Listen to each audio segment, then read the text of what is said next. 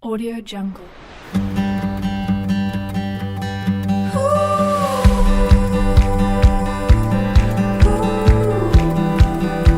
Audio Jungle.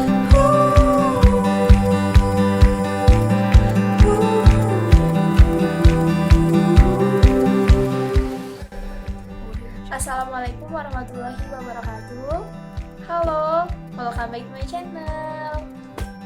Sebelumnya saya akan mengucapkan minal aizin wal faizin, mohon maaf dan lahir dan batin, dan selamat hari raya Idul Fitri bagi yang merayakannya. Pada video kali ini aku akan membahas tentang bisnis yang berada di daerah rumah saya, di mana dia itu berbahas tentang Islam. Nah, bagi kalian yang penasaran gimana sih bisnis yang berbahan terhadap Islam, gimana, apa aja isinya, dan tata caranya gimana aja, yuk simak video ini.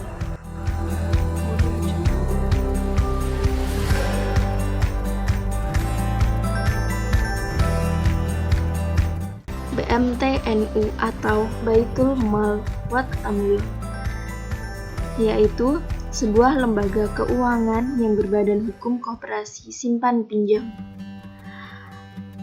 BMTNU ini beralamat di Dusun Kabuh, Desa Kabuh, Kecamatan Kabuh, Kabupaten Jombang. BMT ini merupakan cabang usaha yang dimiliki oleh Nahdlatul Ulama. BMT ini beracuan pada prinsip qard dan wadiah. Namun, pada video kali ini saya akan hanya menjelaskan mengenai prinsip qard. Prinsip qard yaitu di mana pada saat ada yang melakukan peminjaman, maka orang tersebut mengembalikan uangnya sesuai dengan akad di awal. Akadnya berisi mengenai waktu dan besar uang yang harus dikembalikan. Sedangkan pada prinsip wadiah, yakni penyimpanan hanya bisa diambil apabila nasabah yang menghendaki. Di BMTNU ini ada simpan pinjam, di mana di saat nasabah melakukan penyimpanan atau menabung, maka akan ada reward tersendiri, yaitu apabila tabungannya mencapai jumlah uang yang telah ditentukan. Sedangkan pada pinjaman akan ada angsuran pada setiap bulannya. BMT ini juga berpaham murabahah, yaitu di mana margin keuntungan yang disepakati antara bank syariah dan juga BMT atau BMT dengan nasabah. Berikut penjelasan mengenai qard lebih dalamnya. Baik, di sini saya akan menjelaskan mengenai materi tentang qard. Apa sih qard itu? Menurut bahasa, qard artinya yaitu potongan karena harta orang yang memberikan pinjaman atau kreditur diberikan kepada orang yang meminjam atau disebut dengan debitur. Sedangkan menurut fatwa, qard artinya adalah pinjaman kepada nasabah dengan ketentuan bahwa nasabah wajib mengembalikan dana yang diterimanya kepada lembaga keuangan syariah pada waktu yang telah disepakati oleh lembaga keuangan syariah dan juga nasabah. Artinya, kesepakatan itu tertulis di dalam kontrak dan mengikat kedua belah pihak yang berkontrak. Dasar hukum qard ada 3. Yang pertama yaitu Al-Quran. Dijelaskan pada Quran Surat Al-Baqarah ayat 245 yang memiliki arti, siapakah yang mau memberi pinjaman kepada Allah, maka pinjaman yang baik, atau menafkahkan harta di jalan Allah, maka Allah akan melipat gandakan pembayaran kepadanya dengan lipat ganda yang banyak. Sedangkan dasar hukum pada as-sunnah yaitu dari Ibnu Mas'ud bahwa Rasulullah SAW bersabda, tidak ada seorang muslim yang menukarkan kepada seorang muslim qard 2 kali, maka seperti sedekah sekali. Hadis riwayat Ibnu Majah dan juga Ibnu Hibban. Sedangkan menurut ijma, dasar hukum dari qard yaitu sunnah. atau dianjurkan bagi orang-orang meminjamkan dan boleh bagi orang yang meminjam. Selanjutnya yaitu rukun dan syarat qard. Apa aja dari rukun qard? Yaitu yang pertama, bagi peminjam. Peminjam atau yang disebut dengan muqtarid, yaitu pihak peminjam harus seorang yang ahliyah mu'alamah, yang berarti harus balik, berakal sehat, dan tidak mahjur atau secara syariat tidak diperkenankan mengatur hartanya sendiri.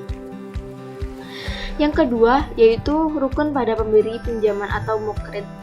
Artinya pada rukun ini pihak pemberi pinjaman haruslah seorang ahliyat at-tabarru atau layak bersosial, dengan arti mempunyai kecakapan dalam menggunakan hartanya secara mutlak menurut pandangan syariat. Dalam qard, seseorang muqrid meminjamkan dananya tanpa paksaan dari pihak lain. Yang ketiga yaitu barang atau utang, atau yang disebut dengan mauqut alaih. Barang yang digunakan sebagai objek dalam qard harus dapat diakad salam. Dengan bisa diakad salam, maka barang tersebut dianggap sah untuk dihutangkan. Yang terakhir yaitu ijab qabul atau sikhat. Ucapan dalam ijab qabul harus dilakukan dengan jelas dan tidak dapat dipahami oleh kedua belah pihak sehingga tidak menimbulkan kesalahpahaman. Selanjutnya yaitu syarat qard. Ada 3, yang pertama yaitu akid atau orang yang berhutang dan berpiutang. Akid adalah orang yang melakukan akad, keberadaannya sangat penting sebab tidak dapat dikatakan sebagai akad jika tidak ada akid. Yang kedua yaitu objek utang, merupakan benda bernilai dengan mempunyai persamaan dan penggunaannya mengakibatkan musnahnya benda utang. Yang kedua, dapat dimiliki. Yang ketiga, dapat diserahkan kepada pihak yang berutang. Yang terakhir, telah ada pada waktu perjanjian dilakukan. Sedangkan syarat qard yang terakhir yaitu sikhat atau ijab qabul ini diperlukan dengan adanya perjanjian sebelum terlaksananya suatu perbuatan di mana pihak yang satu berjanji untuk melakukan sesuatu hal atau tidak melakukan dan lainnya itu berhak atas apa yang dijanjikannya. Atas apa yang dijanjikannya itu untuk menuntutnya bila tidak sesuai dengan perjanjian. Berikut adalah hal-hal yang membatalkan qard. Ulama Syafi'iyah dan Hanabilah berpendapat bahwa dalam qard tidak ada khiyar atau sebab. Yang maksud dari khiyar yaitu adalah hal-hal yang dapat membatalkan akad. Sedangkan dalam qard masing-masing berhak boleh membatalkan akad kapan saja. Maaf, dia tipu di situ. Aplikasi qard dalam kehidupan. Yang pertama, sebagai pinjaman talang haji misalnya, di mana nasabah calon haji diberikan pinjaman talangan untuk memenuhi syarat penyetoran biaya perjalanan haji. Nasabah akan melunasinya sebelum keberangkatannya. Nah, tadi saya membahas tentang BMT MI yang ada di Kecamatan Pabu, Kabupaten Jombang. Aplikasinya dalam qard ini akan saya jelaskan yaitu pada bank syariah. Pada bank syariah yang telah saya jelaskan tadi, bukan di samping memberikan pinjaman qard, juga dapat menyalurkan pinjaman dalam bentuk qardul hasan.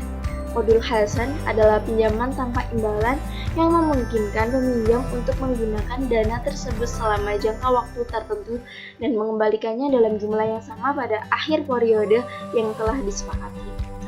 Jika peminjam mengalami kerugian bukan karena kelalaian, maka kerugian tersebut dapat mengurangi jumlah pinjaman. Pelaporan qardul hasan disajikan tersendiri dalam laporan sumber dan penggunaan dana qardul hasan karena dana tersebut bukan aset bank yang bersangkutan.